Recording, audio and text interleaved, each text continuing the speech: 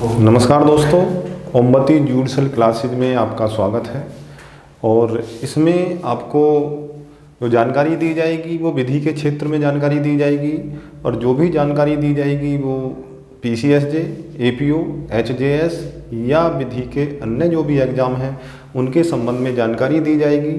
और इस क्रम में हम शुरुआत करते हैं, जैसे कि PCSJ है, APO है, HJS है, आपका विधि के अन्य एग्ज़ाम हैं, उनमें पूछा जाता है टिप्पणी पूछी जाती है कभी कभी मेंस में। तो टिप्पणी कैसे लिखते हैं, कैसे लिखी जाएगी टिप्पणी, क्या क्या बातें उसमें होना चाहिए।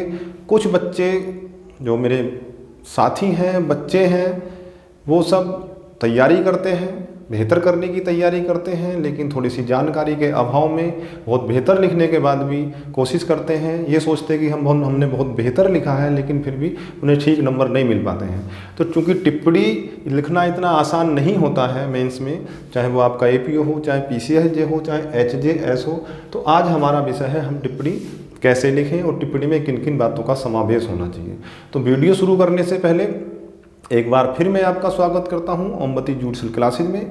और इसमें टिप्पणी के बारे में हम बताएंगे कि टिप्पणी कैसे लिखा जाना चाहिए। और आपको ये वीडियो अच्छी लगे, बेहतर लगे तो आप लाइक कर सकते हैं, ये आपकी इच्छा पर डिपेंड करता है। आपको थोड़ा सही जानकारी या नई जानकारी कुछ मिलती है तो आप ऐसा कर सकते हैं, उसे लाइक कर सकते हैं, वीडियो को शेयर कर सकते हैं।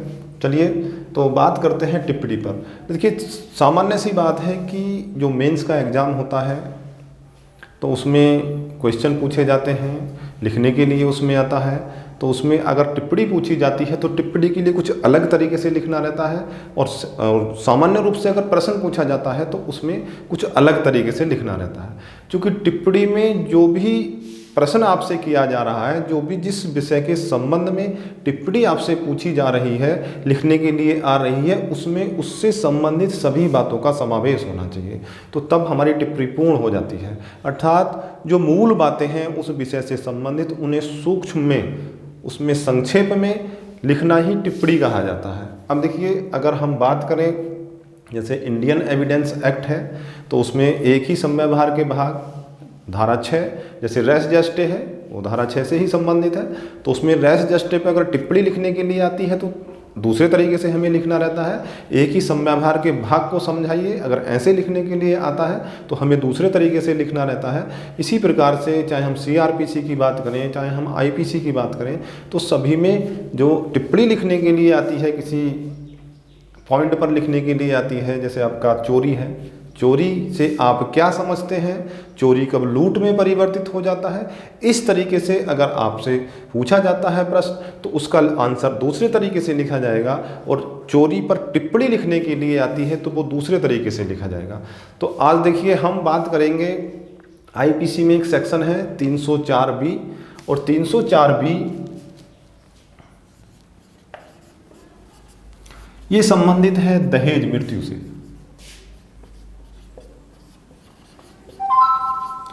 ये संबंधित है दहेज मृत्यु से, और 304B में डिफाइन भी किया गया है दहेज मृत्यु को, और 304B में दंड का प्रावधान भी किया गया है दहेज मृत्यु के संबंध में। अगर देखिए इस पर टिप्पणी लिखने के लिए आती है, सामान्यतः APO में ज़्यादा टिप्पणी पूछी जाती है, तो उसमें कैसे लिखेंगे, दहेज मृत्यु पर टिप्पणी कैसे लिखेंगे, तो हम बताना चाहेंगे। अब अपना जो मुख्य बिंदु है उस पर आते हैं कि 304B हमने एक सेक्शन ले लिया है IPC का, और उसी में दहेज मृत्यु पर टिप्पणी लिखने के लिए पूछी जा रही है। मान लीजिए मेंस में पूछी जा रही है तो आप कैसे लिखेंगे।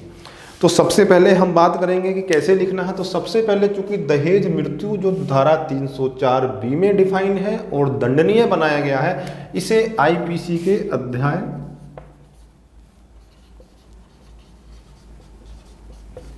16 में बताया गया है, 16 के अंतर्गत आता है। अध्याय 16 के अंतर्गत 304B आता है। और अध्याय 16 की हेडिंग क्या है, अध्याय 16 किससे संबंधित है IPC का, तो अध्याय 16 शरीर के विरुद्ध अपराधों से संबंधित है। क्योंकि टिप्पणी पूछी जा रही है तो हमें शुरुआत कहाँ से करनी होगी, तो सबसे पहले हमें लिखना होगा, जब शुरुआत करनी होगी कि दहेज मृत्यु का जो अपराध है शरीर के विरुद्ध प्रमुख अपराधों में से एक गंभीर अपराध है, और इसे IPC की धारा 304B के खंड 1 में परिभाषित किया गया है।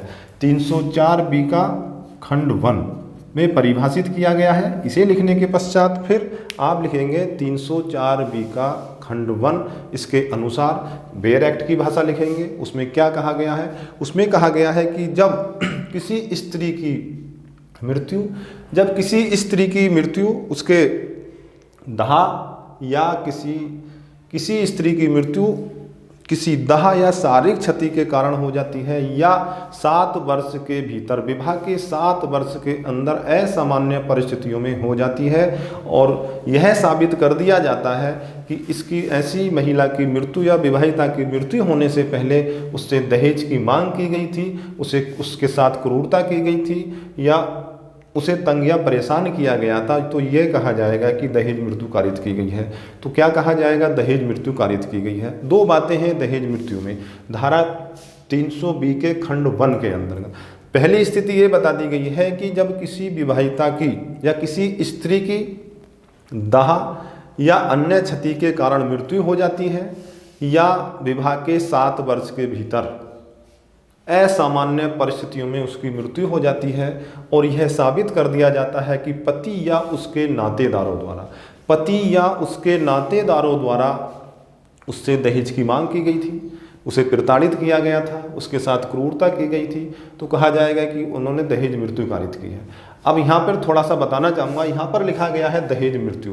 देखिए, दहेज हत्या नहीं लिखा गया है, यहाँ पर हत्या नहीं लिखा गया है, मृत्यु लिखा गया है। क्योंकि अगर दहेज हत्या यहाँ पर लिखा जाता, यहाँ पर मृत्यु की जगह हत्या हो जाता, तो यहाँ पर आईपीसी की धारा 300 जिसमें हत्या को परिभाषित किया गया है और जो उसमें खंड बता दिए गए हैं 4 खंड, तो उन चारों खंडों में ये आ जाता, अर्थात कारित होना। यहाँ पर हो जाती है, ये लिखा गया हो जाती है, अर्थात तात्पर्य ये है, इसलिए लिखा गया है, इसका क्षेत्र विस्तृत कर दिया गया है। धारा 300B की परिभाषा को पढ़ने से, जो खंड 1 की परिभाषा है उसे पढ़ने से क्षेत्र विस्तृत हो जाता है इसका। अगर कोई महिला विवाहित है, 7 वर्ष के भीतर असामान्य परिस्थितियों में उसकी मृत्यु हो जाती है, अर्थात वो स्वयं भी मर जाती है, कोई उसे मृत्यु कारित नहीं करता लेकिन स्वयं भी मर जाती है, तब भी दहेज मृत्यु कहा जाएगा। लेकिन उसके पीछे रीजन बता दिया गया है, ये बता दिया गया है कि ऐसी मृत्यु से पहले उससे दहेज की मांग की गई थी, दहेज के लिए प्रताड़ित किया गया था, ये सब बातें आ जाती हैं। अब देखिए, इसे लिखने के बाद धारा 304B, धारा 304B का जो क्लॉज 1 है उसे लिखने के पश्चात फिर आपको एक नई लाइन से फिर लिखना रहेगा कि दहेज का वही अर्थ है जो दहेज प्रतिषेध अधिनियम 1961 की धारा 2 में बता दिया गया है। 61 की धारा 2 में बता दिया गया है, वही अर्थ है दहेज का। तो इसे लिखने के पश्चात फिर आप नई लाइन से लिखेंगे, क्योंकि मूल आईपीसी में 304B नहीं थी, तो फिर आपको क्या लिखना रहेगा कि धारा 304B को आईपीसी में सन 1986 में संशोधन के द्वारा जोड़ा गया है और इसके पश्चात फिर आप लिखेंगे कि जब अभियोजन पक्ष, नई लाइन से फिर लिखेंगे कि जब अभियोजन पक्ष यह साबित कर देता है न्यायालय में कि दहेज मांगा गया था, ऐसी विवाहिता की या ऐसी स्त्री की मृत्यु हो जाने से पूर्व उसे दहेज मांगा गया था, दहेज की मांग की गई थी या उसे प्रताड़ित किया गया था पति या उसके नातेदारों द्वारा, तो तब न्यायालय उपधारणा करेगा। फिर हम कहाँ चले जाएंगे? फिर हम चले जाएंगे 113B इंडियन एविडेंस एक्ट। यहाँ पर न्यायालय क्या करेगा? यहाँ पर न्यायालय उपधारणा कर लेगा कि अगर, देखिए बात क्या है, बात यह है कि इसे थोड़ा सा कठिन बना दिया गया है, अन्य अपराधों के मुकाबले इसे थोड़ा सा कठिन बना दिया गया है और इसमें बर्डन ऑफ प्रूफ अभियुक्त पर डाल दिया गया है कि अभियुक्त ये साबित करेगा कि उसने दहेज मृत्यु कारित नहीं की है। अभियुक्त ये साबित करेगा कि उसने दहेज मृत्यु कारित नहीं की है, इसलिए 113B उपधारणा से संबंधित है। तो 113B देखिए, जब अभियोजन पक्ष न्यायालय में ये साबित कर देता है कि जो मृतका है उसकी मृत्यु से पहले उसके पति या नातेदारों द्वारा दहेज की मांग की गई थी, दहेज के लिए प्रताड़ित किया गया, तो न्यायालय उपधारणा कर लेगा। क्या उपधारणा कर लेगा? न्यायालय ये उपधारणा कर लेगा कि जो पति है या नातेदार हैं उनके द्वारा दहेज मृत्यु कारित की गई है। तो 113B इंडियन एविडेंस एक्ट को हम उसमें डाल देंगे। इसके पश्चात फिर बात करेंगे सीआरपीसी की। तो सीआरपीसी का भी उल्लेख करना होगा इसमें। फिर हमें ये बताना रहेगा इसमें कि जो दहेज मृत्यु से संबंधित अपराध है, जो दहेज मृत्यु से संबंधित अपराध है वो सीआरपीसी के फर्स्ट शेड्यूल में संज्ञेय, अजमानतीय एवं सेशन न्यायालय द्वारा विचारणीय बनाया गया है। इसे लिख देंगे। इसके बाद में फिर हम आ जाएंगे वहीं लौट के वापस 304B का क्लोज 2 और लिख देंगे कि 304B का क्लोज 2 जो 304B धारा आईपीसी की है उसका खंड 2 ये कहता है कि जो दहेज मृत्यु कारित करेगा वो आजीवन कारावास से दंडित किया जाए, आजीवन कारावास तक के दंड से दंडित किया जाएगा जो 7 वर्ष से कम का नहीं होगा।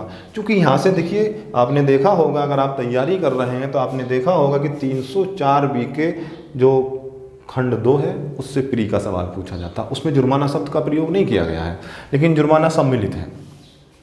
जब प्री में पूछा जाएगा तो जुर्माना उसमें लिखा नहीं होगा, तो आपका आंसर वही जो बेयर एक्ट में दिया गया है वो सही हो जाएगा।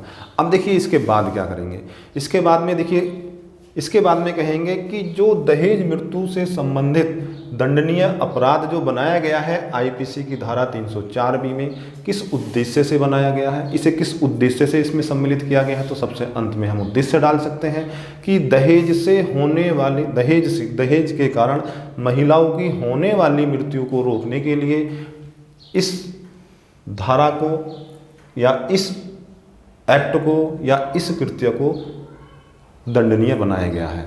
आप ऐसा लिख सकते हैं। दोबारा समझाते हैं, शॉर्ट में समझाते हैं। देखिए सबसे पहले हम लिखेंगे सेक्शन 304B दहेज मृत्यु से संबंधित है, तो सबसे पहले शुरुआत ये रहेगी कि यह दहेज मृत्यु जो अपराध है शरीर के विरुद्ध एक गंभीर अपराध है, जिसे आईपीसी की धारा 304B के क्लॉज 1 में परिभाषित किया गया है। 304B का क्लॉज 1 आप बेयर एक्ट की भाषा में लिख देंगे। उसके बाद दहेज का जो अर्थ बताया गया, स्पष्टीकरण जो दिया गया है 304B के खंड 1 में एक स्पष्टीकरण है, उस स्पष्टीकरण को आप लिख देंगे। और उसके पश्चात फिर आप लिखेंगे कि 304B को कब जोड़ा गया है, तो 1986 में 304B को यहाँ पर जोड़ा गया है। उसके बाद में फिर आप लिखेंगे कि अभियोजन पक्ष यदि यह साबित कर देता है, कौन सी बात साबित कर देता है, तो जो 304B में बताया गया है क्लोज 1 में कि दहेज की मांग की गई थी, मृतका की मृत्यु होने से पहले उसके साथ क्रूरता की गई थी, तो अगर ये साबित कर देता है अभियोजन तो न्यायालय उपधारणा कर लेगा, 113B इंडियन एविडेंस डाल देंगे। उसके पश्चात फिर हम आ जाएंगे सीआरपीसी में,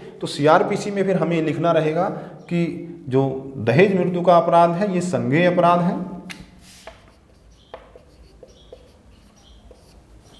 अजमानतीय है और सेशन न्यायालय द्वारा विचारणीय है, कोर्ट ऑफ सेशन के द्वारा विचारणीय है, सेशन न्यायालय द्वारा विचारणीय है। और फिर आप इसका उद्देश्य लिख देंगे कि किस उद्देश्य से इसे डाला गया है, तो इसका उद्देश्य है जो महिलाएं हैं, स्त्रियां हैं, दहेज के कारण होने वाली मृत्यु को रोकना इस धारा का उद्देश्य है, इस उद्देश्य से डाला गया है। अब अंत में बस मैं ये कहना चाहूँगा कि अगर आपको ये वीडियो पसंद आई हो, टिप्पणी कैसे लिखी जाती है, क्योंकि हम बता चुके हैं इसमें 304B, 113B, सीआरपीसी का फर्स्ट शेड्यूल, जो भी लगभग सभी जिस क्षेत्र से जो भी संबंधित प्रावधान कहीं भी एक्ट में मिलते हैं तो वो हम सब डाल देते हैं, तो टिप्पणी हमारी पूरी हो जाती है और थोड़ा बेहतर नंबर आपको मिल सकता है इस पर। तो अगर ये वीडियो आपको पसंद आई हो, थोड़ा अच्छा लगा हो, कुछ नई जानकारी मिली हो, तो इसे लाइक कर सकते हैं, शेयर कर सकते हैं। और इस वीडियो को देखने के लिए आपका बहुत बहुत धन्यवाद, थैंक यू। फिर एक नई वीडियो के साथ फिर मिलेंगे, तब तक के लिए विदा लेते हैं, नमस्कार।